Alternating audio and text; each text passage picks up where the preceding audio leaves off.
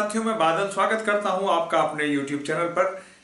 अब आपकी एग्जामिनेशन में बचे हैं 7 डेज। जी हाँ, 7 दिन आपके एग्जामिनेशन में बचे हैं। अगर इसको 24 से गुना करें तो आपके पास बचता है 168 घंटे।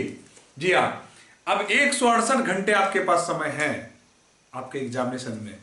मैंने घंटे में काउंट इसलिए किया क्योंकि उससे सिंसियरिटी आपकी बढ़ेगी। 168 घंटे हैं। इन 168 घंटे को आपको कैसे इस्तेमाल करना है, पढ़ने में, सोने में, खाने में या अन्य किसी काम में, यह अब आपको तय करना है। 168 hours and JSS-CGL is add. आपके सामने JSS-CGL आगे है और 168 घंटा भी आपके पास है। अब आपको बैलेंस बनाना है कि 168 घंटे का इस्तेमाल आप कैसे कर सकते हैं। जी हाँ, चूंकि मैंने इसके पहले जो है 15 दिन की रणनीतिक वीडियो बनाई थी और उसके पहले 30 दिन वाली रणनीतिक वीडियो बनाई थी, जिसको बहुत सराहा था आपने। तो आप सबने जो है उस रणनीतिक वीडियो को जो जिस प्रकार से आपने प्रेम स्नेह दिया था, उसी आधार पर मैं अंतिम 7 दिनों की लेकर आपके बीच उपस्थित हूं कि इन 7 दिनों में ऐसा क्या किया जाए कि आप जो है परीक्षा में अपने लक्ष्य के करीब जा सके। या सबसे पहले मैं बात करता हूं पेपर 1 की। पेपर 1 आप जानते हैं कि यह क्वालिफाइंग है, इसके नेचर से आप वाकिफ हैं, इसमें कुछ बताने की जरूरत नहीं है। बस इतना समझ लीजिए, मैंने 15 दिन वाले रणनीतिक वीडियो में कहा था कि सप्ताह में 2 सेट आप बना लीजिए ताकि आपको ये आइडिया लग जाए कि कैसे जो है उसको टैकल किया जाए। इस पेपर में ज्ञान की बहुत ज्यादा आवश्यकता नहीं है। आपको कुल मिला के इसमें मात्र जो है कुल मिला के 30% इक्वल टू 36 क्वेश्चन सही करने हैं आपको। बस यही इसमें लक्ष्य है, आपको 36 क्वेश्चन सही करने हैं। टारगेट 36 है। आप कोशिश करिए कि एग्जाम में कम से कम 50 क्वेश्चंस बनाएं। ध्यान दीजिएगा, 50 का लक्ष्य रख के चलिए, कम से कम, मैक्सिमम आप जो कर सके। नेगेटिव है, इस बात का भी आप ध्यान रखें। तो इस पेपर में जो है केवल 1-2 सेट जो है, अभी इस सप्ताह में 1 सेट और बना लें। इसके पहले भी आपने आई होप बनाया होगा। 1 सेट बना लें ताकि आप एनालिसिस करें कि उस समय में हम किस प्रकार से इसको सॉल्व कर सकते हैं ताकि हम अपने लक्ष्य को हासिल कर लें। पेपर 1 में इतनी ही बात है। पेपर 2 की बात करते हैं हम लोग। तो पेपर 2 जो है लैंग्वेज पेपर है। ध्यान दीजिएगा, लैंग्वेज पेपर आपके पास है और यह आपके चॉइस पर है कि आपने कौन सा लैंग्वेज पेपर चुना है। लैंग्वेज पेपर के लिए जैसे हम जो अपने ऑफलाइन सेंटर बोकारो इंस्टीट्यूट में हम लोग ये खोटा मान लीजिए ज्यादा प्रेफर करते हैं। हमारे बोकारो क्षेत्र में मुझे लगता है कि 80% विद्यार्थी खोटा भाषा को लेते हैं, लेकिन कुछ लोग हिंदी भी लिए हैं, अंग्रेजी भी लिए हैं, नागपुरी भी लिए हैं। ठीक है, सबकी अपनी अपनी चॉइस है, लेकिन अधिकांश लोगों ने खोटा लिया है।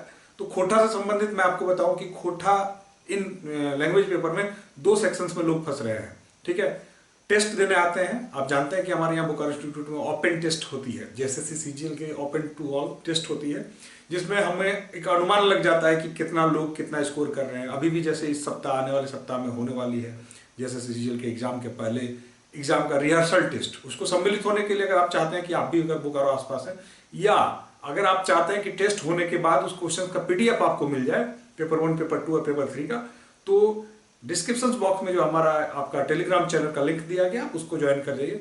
टेस्ट जस्ट होने के बाद ही मैं आपको उसमें क्वेश्चन पेपर जो है पेपर 1, पेपर 2, पेपर 3 का अपलोड कर दूंगा। जिन जिन पेपर्स का होता है, हैंड रिटन का भी होता है, अपना हैंड रिटन क्वेश्चन भी होते हैं हमारे। और हमारे क्वेश्चन बोकारो जिले में बेस्ट मानी जाती है। झारखंड भर से बच्चे मंगाते हैं क्वेश्चन को।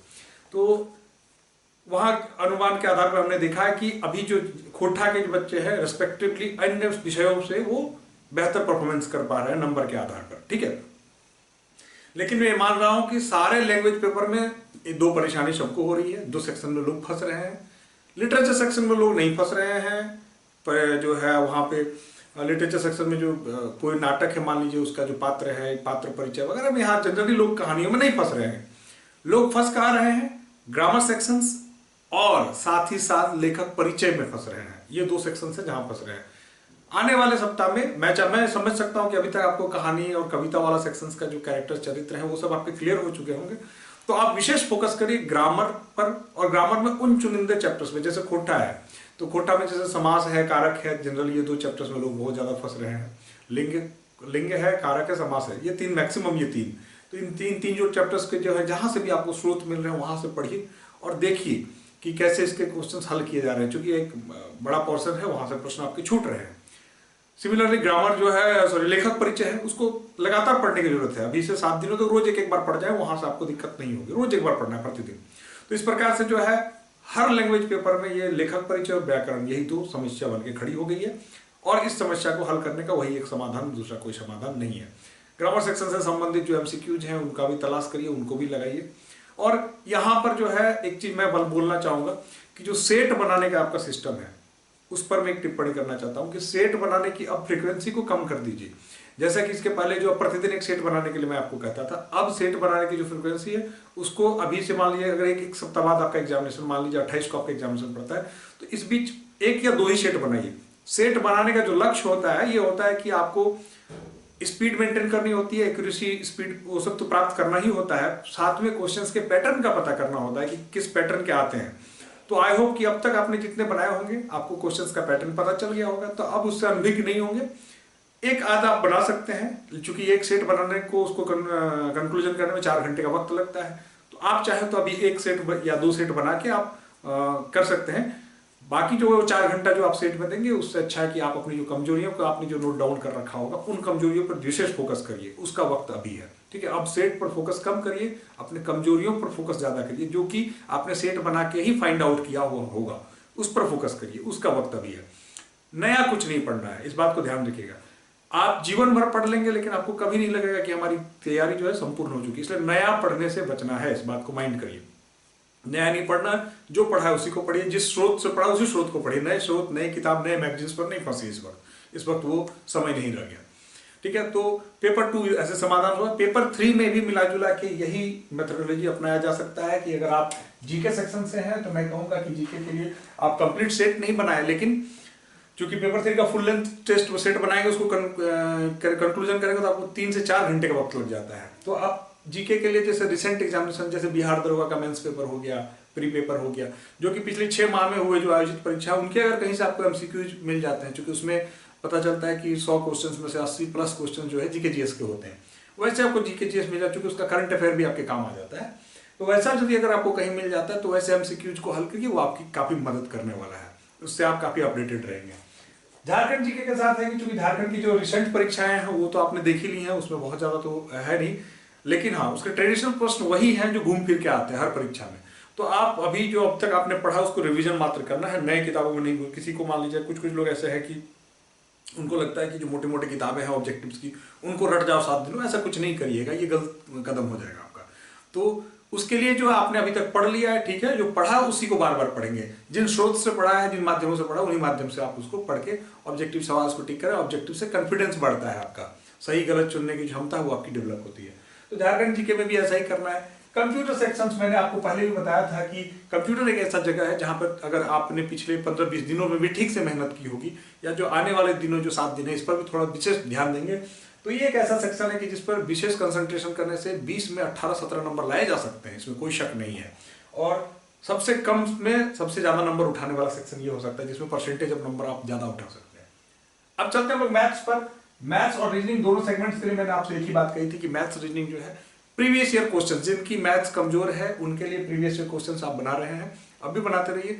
अगर मैं कहूं कि अब इन दोनों सेक्शंस में जो है नए चैप्टर्स पढ़ने की जरूरत नहीं है, मान लीजिए आपका एडवांस मैथ्स कमजोर है या कुछ और परेशानियां हैं, तो आपको नया सेगमेंट मत पढ़िए, फंस जाएंगे, और उसको लेकर पैनिक भी होने की आवश्यकता नहीं है। अगर आपका मैथ्स में नंबर कम हो रहा है तो इधर से मेकअप करिए, लेकिन उसको पैनिक होकर आप मैथ्स को ठीक नहीं कर सकते, क्योंकि वो एक दिन में ठीक होने वाली पेपर है नहीं, उसके लिए लंबा समय लगता है। तो अगर आपका मैथ्स रीजनिंग कमजोर है, बहुत सारे लोग ऐसे मित्र बात करते हैं, फोन करते हैं, कमेंट करते हैं, तो उनको मैं बता दूं कि मैथ्स रीजनिंग जो पेपर है, इस पेपर पर आपको उसी ध्यान दीजिएगा उस बात को।